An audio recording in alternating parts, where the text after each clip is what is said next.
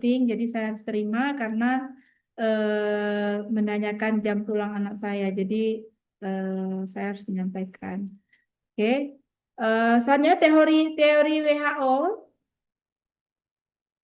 Ini terkait dengan talk ya, thinking, pemikiran dan feeling, perasaan. Ada personal reference, kemudian ada resource dan ada culture. Ya, jadi ini beberapa teori yang terkait dengan perilaku. Silahkan kalau nanti Anda riset, Anda boleh memilih salah satu teori yang relevan dengan kebutuhan Anda, ya. Nah, selanjutnya tahap-tahap kegiatan dalam perubahan perilaku. Ada tahap sensitasi, ada tahap publisitas, ada tahap edukasi, dan ada tahap motivasi. Nah, ini dia tahap-tahap kegiatannya dalam perubahan perilaku. Nah, kita lihat satu persatu. Tahap sensitisasi. Nah, di sini tujuannya adalah memberikan informasi dan kesadaran pada masyarakat berkaitan dengan kesehatan. Oke. Nah, di sini eh, apa ya? Tidak memberikan peningkatan atau penjelasan pengetahuan, tidak mengarah pada perubahan sikap, belum merubah perilaku tertentu, bentuk kegiatannya radio sport, poster, selebaran dan lain-lain. Artinya di tahap sensitisasi ini itu biasanya lebih ke informasi yang diberikan itu satu arah, ya. Kira-kira yang satu arah itu seperti apa, Bapak Ibu? Informasi satu arah itu contohnya kayak apa? Memberikan edukasi contohnya, Bu. Gimana? Memberikan edukasi contohnya, Bu. Ya, memberikan edukasi. Memberikan edukasi itu ada satu arah, ada dua arah, ya. Yang satu arah itu yang seperti apa? Yang dua Eh, arah itu kan biasanya Satu itu arah itu ada ketemu langsung ya. Ya kan? Jadi ya, Bu. dalam satu ruangan ketemu langsung, ada nanti Anda memberikan edukasi, kemudian ada feedback, ya kan? Ada pertanyaan, Anda menjawab. Nah, itu dua arah gitu. Nah, kalau satu arah itu seperti apa? Dengan memberikan pamflet atau poster misalnya, Bu. Benar sekali, di bawah ada ya. Jadi dengan poster, jadi tempelin poster ataupun baliho itu ya. Kemudian ngasih brosur-brosur di perempatan jalan, bagiin-bagiin brosur gitu ya. Jadi selebar-selebaran melalui radio misalnya ya. Nah, seperti itu. Jadi di sini kita tidak menuntut adanya harus meningkat pengetahuannya. Paling kita di sini lebih ke tahap memberikan informasi, tidak menuntut untuk melihat adanya peningkatan pengetahuan. Ya, kenapa? Karena satu arah ini punya kelemahan. Kelemahannya apa? Tidak ada feedback, tidak memunculkan feedback di dalamnya. Jadi masyarakat itu hanya menerima tok dari membaca. Ketika dia butuh penjelasan, ya dia nggak bisa dapat, nggak mungkin dia nanya sama poster please jawab pertanyaan saya, ini kenapa, ini maksudnya apa, nggak mungkin kan, itu di Ya, Bu. baliho besar-besar ya, HIV itu menular, nggak mungkin dia nanya sama baliho terus nularnya lewat mana nih baliho gitu, nggak mungkin. Sehingga di dalam komunikasi satu arah ini, tahap ini itu sering terjadi miskomunikasi, ya. Padahal kita sudah apa ya? Sudah nulisin itu ya sedetil mungkin bahasa-bahasa awam, ya. Kemudian apa informasi yang kita buat itu udah cukup mewakili bahasa awam. Tapi bisa salah bisa menimbulkan miskomunikasi juga. Karena apa? Penerimaan masyarakat itu berbeda-beda. Tergantung apa? Tergantung tingkat pendidikan salah satunya. Ya, nah itu sudah ada penelitian Bapak Ibu semua. Sudah ada penelitian, hasil penelitian. Tingkat pendidikan yang tinggi lebih mudah memahami informasi yang diberikan dibandingkan dengan tingkat pendidikan yang rendah. Ya, jadi kalau kita mau edukasi, kita lihat dulu karakter responden kita itu siapa, pendidikannya apa, pekerjaannya apa. Supaya apa? Supaya kita tahu bagaimana berinteraksi dengan mereka. Ya, oke. Kalau mereka rendah pendidikannya, saya nggak perlu mau sok-sok gaya gitu, mau keren, pakai-pakai istilah nggak perlu. Yang ada nanti dipakai istilah anda-anda ini untuk nama anaknya nanti, karena keren menurut mereka, gitu. Padahal mereka nggak ngerti maksudnya, ya. Jadi lihat, oh ternyata masih apa, sorry, ternyata responden saya ini tingkat pendidikannya rendah, rata-rata tuh nggak sekolah. Kalau begitu, saya akan memberikan edukasi dengan materi yang nggak boleh banyak-banyak, ya. Karena kalau banyak-banyak susah mereka pahami, malah nanti masuk kanan keluar kiri. Terus, apalagi harus saya pertimbangkan? Oke, kalau gitu saya nggak akan menggunakan istilah, ya. Jadi nggak usah pakai istilah plak deh, meskipun itu udah familiar dengan kita, tapi tetap jangan pakai. Jadi pakainya apa Bu? Pakai aja itu loh Bu, Bapak Ibu semuanya itu tai gigi. Nah saya nggak tahu di Padang itu apakah tai gigi juga namanya. Kalau di Sidik Aceh gigi, Bu. bilangnya tai gigi gitu.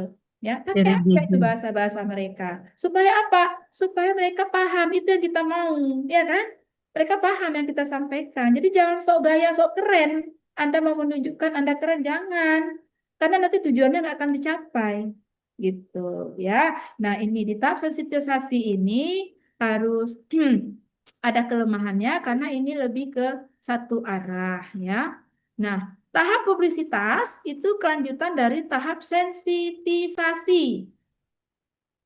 Nah, penjelasan lebih lanjut jenisnya atau macamnya terkait dengan pelayanan kesehatan pada fasilitas pelayanan kesehatan. Jadi ini lanjutannya, bentuk kegiatannya adalah press release. Jadi itu apa namanya, dikumpulkan masanya, dikumpulkan orang-orangnya, dijelaskan ya lebih lanjut terkait informasi yang kita sudah berikan di tahap sebelumnya, ya.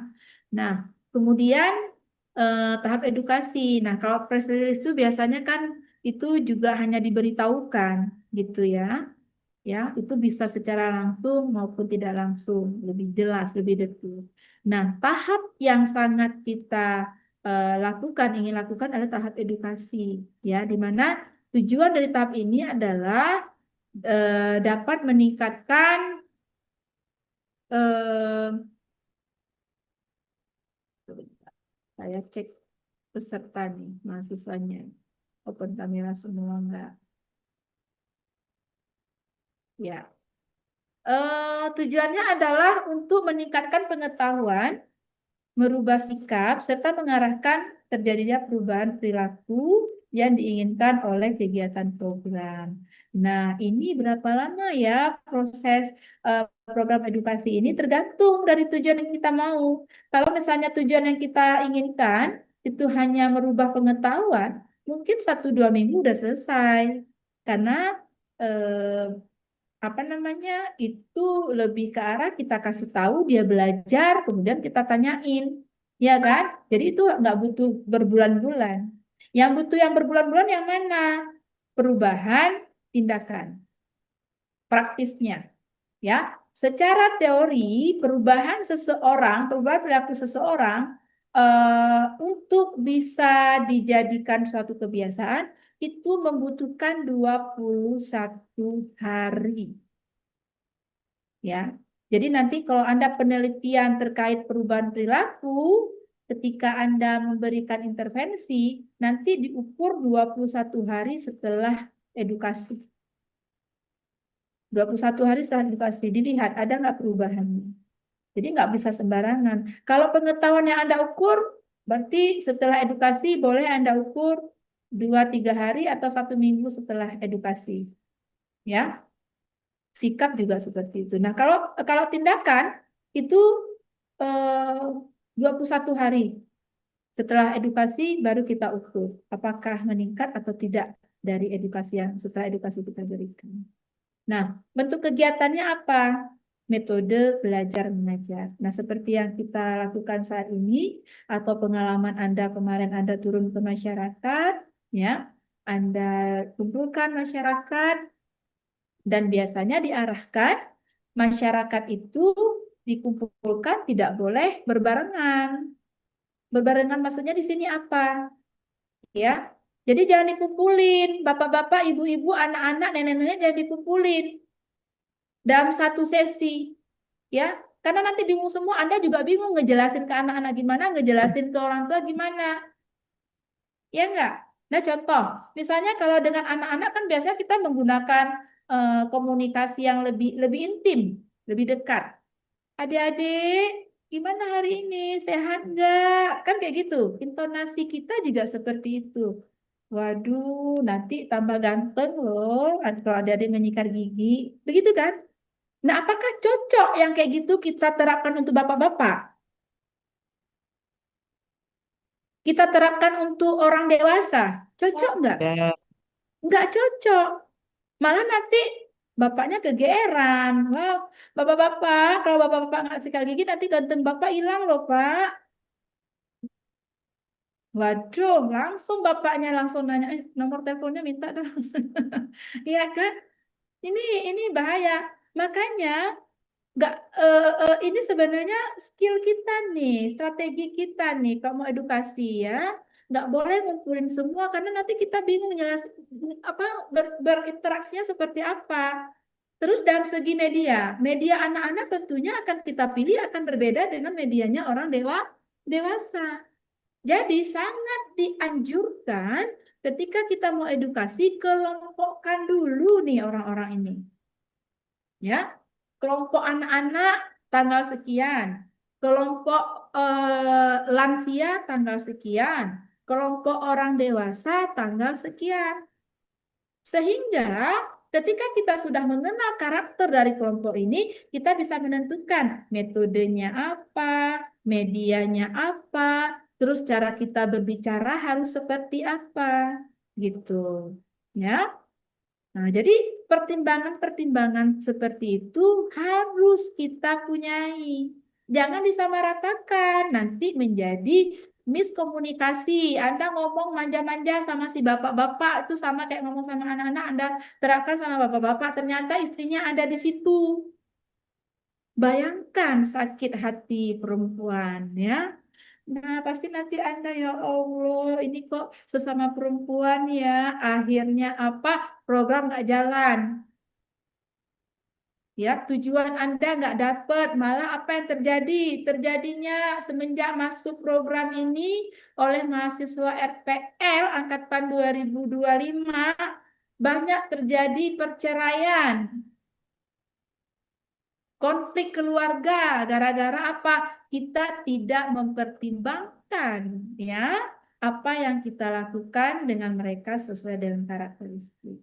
Nah, jadi begitu ya Bapak-bapak ya. Ini udah siang memang harus ada lucu-lucu dikit, kalau nggak bosan. Ya kan, kalau nggak bosan. Nah, tahap berikutnya adalah tahap motivasi. Nah, motivasi ini adalah tahap lanjutan dari edukasi. Ya, tujuannya apa?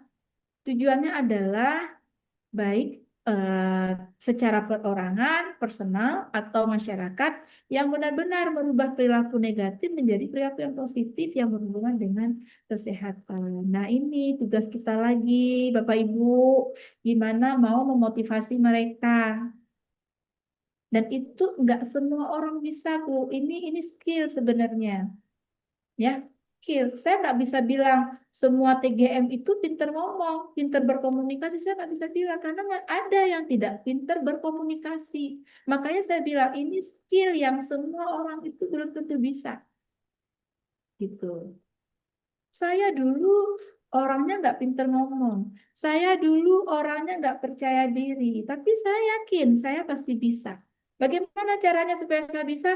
Saya praktis, praktis, praktis belajar. Dan apa yang saya pelajari? Saya belajar public speaking. Public speaking. Kenapa saya harus belajar public speaking? Karena apa? Karena target sasaran saya itu program saya adalah masyarakat. Ya, publik itu semua masyarakat semua. Saya belajar public speaking untuk apa? Karena saya pelayan publik. Ya, saya melayani mahasiswa.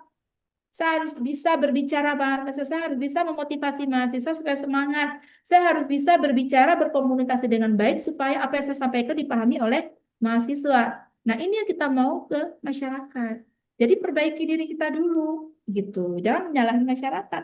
Kok nggak berubah-ubah perilakunya? Mungkin kita ini nggak pinter membuat mereka paham, ya. Nah, jadi yang nggak pinter ngomong sekarang, silakan belajar ngomong. Ya, di dalam kos-kosan misalnya yang masih ngekos, ada cermin, ngomong aja sama cermin.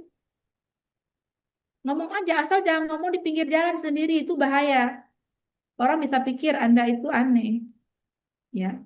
Nah, kalau yang sudah berkeluarga, ayo ngajak bapaknya atau suami atau istrinya. Pura-pura jadi responden, pura-pura jadi masyarakat. Ya, main peran. Kok suaminya nggak mau, diancam aja. Ya, awas loh kalau nggak mau nanti saya nggak masakin gitu ya. Saya nggak ini, saya nggak itu, nggak apa-apa. Ya, ya silakan. Artinya apa? Praktis, praktis, praktis, praktis. Insya Allah kita bisa. Ya, saya sudah bilang kemarin kan, itu segala sesuatu itu adalah keinginan kita, motivasi kita sendiri. Jadi kontrolnya itu ada di diri kita, gitu. Sehingga Anda punya cara untuk bisa dapat apa yang Anda inginkan. Ya, oke. Sampai di sini ada pertanyaan? Cukup jelas Bapak Ibu apa yang saya sampaikan? Cukup Cukup jelas, jelas Bu. ya. Saya harap jelas. Ada, Bu. Jelas. Ya, Jelas, Bu. saya harap ya, Ya, Bu. alhamdulillah bagus. Jadi ada dua hal yang Bapak Ibu harus ingat. Yang pertama ada tugas, tadi sudah dicatat ya. Tugasnya sudah dicatat. Ya, Bu. Tolong dikumpulkan. Kapan saya bilang minggu depan ya? Minggu depan. Nah, silakan Ibu Yurna. Ada yang mau Ya, Bu. ditanyakan? Oh, mengenai apa kuesioner yang tadi Bu yang mau dibikin, itu mengenai pertanyaan-pertanyaan untuk tingkat pengetahuan, terus untuk mengetahui eh, apa tadi yang keduanya Bu, sikap, dan yang Ya. ketiganya untuk praktis. Itu masih agak ragu Bu, eh, dari bentuk-bentuk pertanyaannya itu Bu. Oke, Ibu Yurna. Oke, terima kasih. Bagus. Artinya mungkin saya perlu menjelaskan secara ringkas sedikit lagi ya, Bu ya. Baik, Ya no Bu. problem. Oke, Bu. Saya senang dengan hal seperti ini. Gini ya. Jadi ada tiga domain ya, ada tiga domain itu di dalam perilaku ada pengetahuan, ada sikap, ada tindakan. Kalau bahasa Inggrisnya knowledge, attitude, dan practice. Oke. Nah, di dalam tiga domain itu kita itu akan melakukan pengukuran. Oke ya, pengukuran. Untuk pengetahuan, biasanya bentuk pengukurannya adalah melalui pertanyaan. Melalui pertanyaan dengan pertanyaan tertutup. Ada option pilihan. Contohnya adalah seperti ini. Berapa kali menyikat gigi dalam satu hari? Ya, itu Ya, Bu. bentuk pertanyaan dari pengetahuan. Berapa kali menyikat gigi dalam satu hari? A, satu kali, B, dua kali, C, tiga kali, D, suka-suka saya, misalnya. Ya, itu. Ya, Bu. Itu bentuk pertanyaan pengetahuan, Ibu-ibu ya. Dan mungkin saya kasih contoh satu lagi.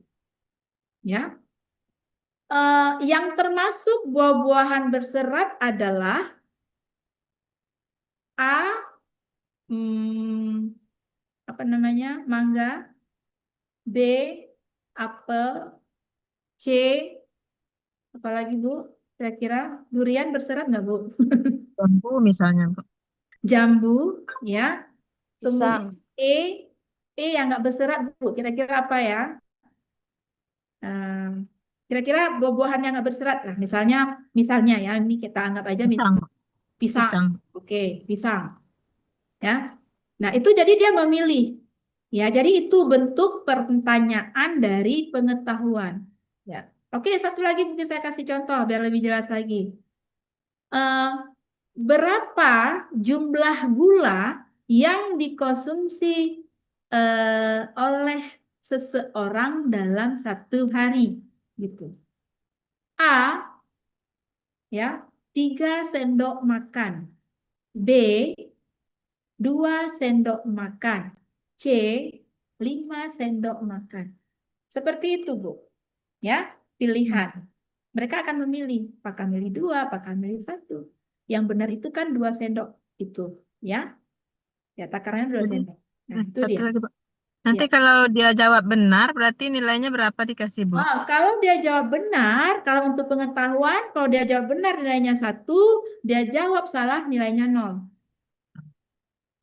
Ya, kalau dia Iya, jawab Bu. benar nilainya 1, kalau dia jawab salah nilainya 0. Gitu ya, Bu? Iya, Bu. Iya. Oke, boleh Paham, kita Bu. lanjut ke tahap berikutnya? Iya. Paham, Bu. Ya, lanjut, Oke, Bu. kemudian kita masuk ke sikap. Sikap itu pengukurannya menggunakan pernyataan, bukan pertanyaan. Ya, kok pertanyaan itu ada tanda tanya, ya kan? Ada tanda Ya. tanya. Berapa kali? Bagaimanakah? Apakah? Gitu ya. Nah, Ya. kalau pernyataan itu lebih suatu statement, ya, pernyataan.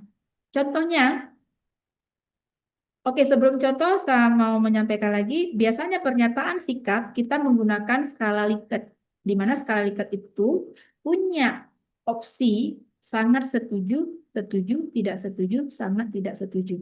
Ya. Nah, bentuk pernyataannya seperti apa? Oke, pernyataannya ada dua. Ada favorable, pernyataan yang positif, atau pernyataan yang mendukung sesuatu yang benar, dan pernyataan yang unfavorable.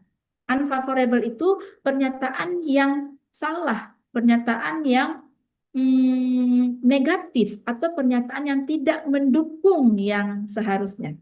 Gitu. Ya. Contohnya apa? Contoh pernyataan favorable itu bunyinya seperti ini. Saya akan, ya. Jadi biasanya kalau sikap itu dia punya kecenderungan bertindak tapi belum melakukan tindakan. Jadi biasanya selalu ada kata jika, akan, gitu ya. Jika saya punya sikat gigi, saya akan menyikat gigi. Atau saya akan menyikat gigi 3 kali sehari. Itu favorable atau unfavorable? Itu favorable atau unfavorable, Ibu, Bapak? Favorable, Bu. Yes, yes, benar, ya, favorable. Ketika dia menjawab sangat setuju, berarti dia mendukung kan? Mendukung kan? Ketika dia menjawab sangat setuju, nilainya tinggi. Ya, berarti nilainya 4. Sangat setuju 4, setuju 3, tidak setuju 2, sangat tidak setuju itu 1. Oke.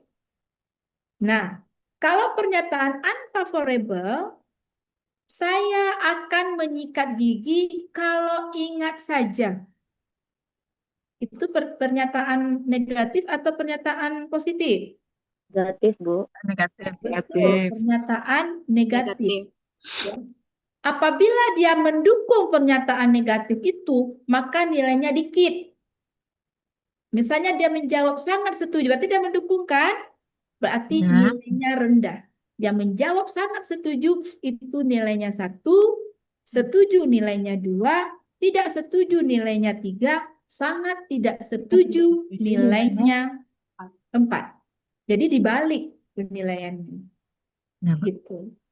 Ya. Nah, jadi itu. Nah, untuk nilai ini Ibu jangan pikirkan dulu karena kita nggak sampai ke nilai itu. Itu tugas berikutnya. Ya, Bu. Ya. Untuk tugas ini hanya buat saja pertanyaan dan pernyataan dari 3 domain tersebut. Nilainya abaikan dulu, ya. Ya, Oke. Bu. Kemudian untuk praktis itu untuk tindakan biasanya menggunakan skala Goodman. Kenapa skala Goodman? Karena di praktis ini mau yang pasti-pasti. Kalau Likert nggak bisa, nggak pasti. Karena apa? Sangat setuju, sangat tidak setuju, karena nggak pasti. Sehingga menggunakanlah skala Goodman. Pernyataan skala Goodman. Yang opsinya adalah ya tidak, ya nggak ngelakuin atau enggak gitu. Ya. Nah, contoh pernyataannya, saya menyikat gigi 3 kali sehari. Ya atau tidak gitu. Ya. Nah, kalau dia menjawab iya, berarti itu kan pernyataan yang mendukung kan? Ya. Berarti nilainya berapa? 1, Bu. Yes. Saya senang sama kelas RPL ini, senang banget, bagus. Ya, diskusinya dapat gitu ya, nggak diem-diem aja. Keren. Ya, itu. Kemudian kalau misalnya bentuk pernyataannya saya menyikat gigi kalau ingat saja. Kalau dia jawab ya, nilainya berapa? 0, Bu. 0, Bu. Yes, nilainya 0. Karena apa? Pernyataannya tidak benar, tidak betul, pernyataan yang negatif. Artinya untuk sikap dan tindakan, attitude atau praktis itu boleh menggunakan pernyataan yang positif dan pernyataan yang negatif. Antisipasi apabila responden itu menjawab ya semua. Ya, apabila menjawab ya semua. Karena kan itu tadi, jawab iya aja lah semua biar aman gitu. Ya. Nah, itu antisipasinya seperti itu. Buatlah pernyataan-pernyataan yang negatif. Gitu juga dengan praktis. Seperti itu, Ibu Yuna, bisa Ya, dipahami, Bu. Bu? Paham, Bu. Makasih, Bu. Ya, sama-sama, Ibu. Ya, silakan Ibu Rofika. Ya, izin Bu. Assalamualaikum Ibu. Waalaikumsalam. Izin Bu mau bertanya nih. Kan terkait pengukuran tadi itu kan ada 3 domain nih. Ada perilaku, ada Pengetahuan, sikap, dan tindakan. pengetahuan, sikap, Hmm. dan praktis. Hmm. Nah, untuk pembuatan kuesionernya itu apakah per domainnya atau ikut di satu kuesionernya pertanyaannya Bu? Untuk Per kuesionernya domain. per Ya, domain. ya, Oke, ya. baik, Thank baik you Bu. pertanyaannya. Jadi buatlah per domain.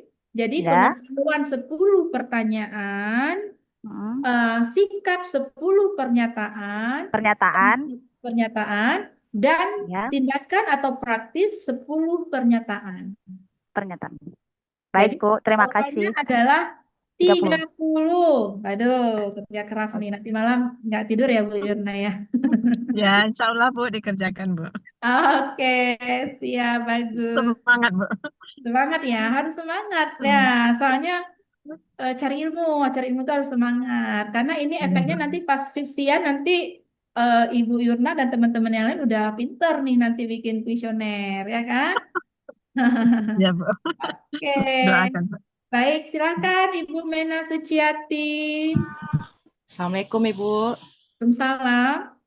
Ini mau tanya Bu, ini PR-nya ini dalam bentuk PDF atau gimana ya Bu? Terima kasih Bu. Iya, sama-sama. No problem, boleh dalam bentuk Word.